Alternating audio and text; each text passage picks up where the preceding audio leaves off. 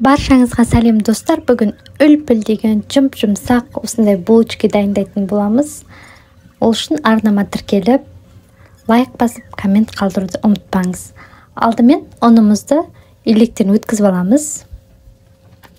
Оның үстіне бір қасық тұзымызды, қантымызды салып, құрғақ ингредиенттерді араластырып қоямыз. Оның үстінен жұмыртқамыз жарамыз. Мен бір жұмыртқаны түгелдей, бір жұмыртқаның сары уызын соңынан бетіне жағу үшін алып қалдым. Яғни бір жұмыртқа және бір жұмыртқаның ақ уызы кетті тестіға. Енді бір стакан бөлме температурасында тұрған сүтіміздің үстінен бір ас қасық дрожжымызды салып, жақсылап араластырып аламыз. Дрожжымыз ерігенше араластырып аламыз да, ұнымыздың үстінен құйып, бірінші уақытта лопатканың көмегімен, кейін қолымызбен қамыр илейтін боламыз.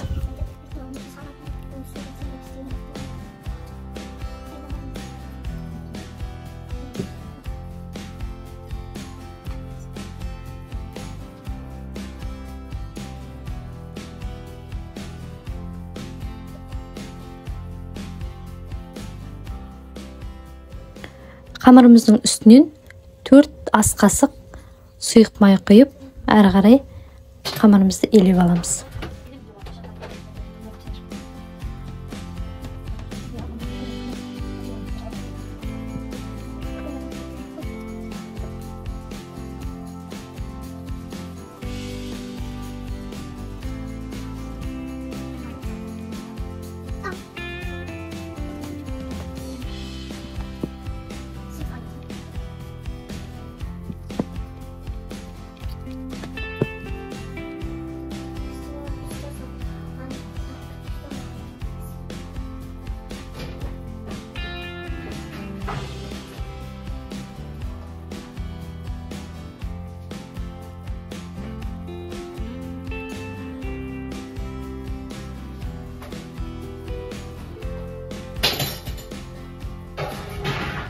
Міне осындай жұмсақ, жабыспалы қамыр дайын болды.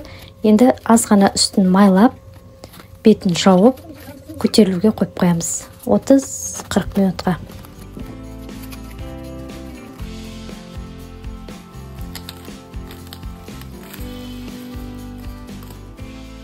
Міне осылай қамырымыз көтерілді. Енді осыны жақсылап жайып аламыз.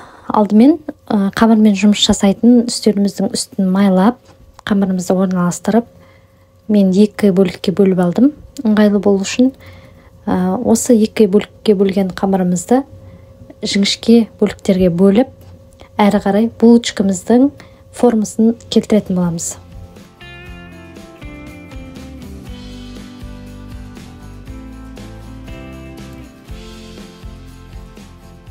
Міне осылай булочкамыздың формасын жасайтын боламыз. Алдымен осындай ұзынша қамырларымызды жасап алып, екеуін бірге орай отырып, булочкамыздың формасын жасап шығамыз.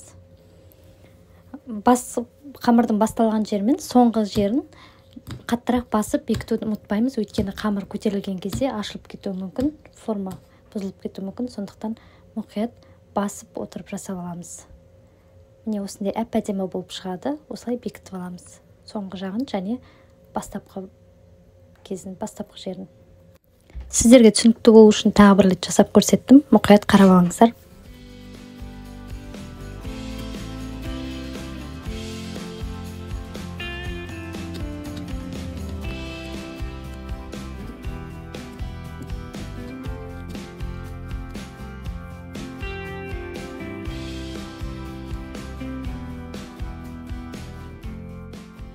Менде барлығы 13 штук шықты. Міне жылы жерге бетін жауып, 10-15 минутқа қойып қоямыз көтерілуге. Көтерілгеннен кейін осылай банағы алып қалған сары уызымызды бетіне жағып шығамыз. Және мен ақ және қара күнжіттерді бетіне сеуіп шықтым.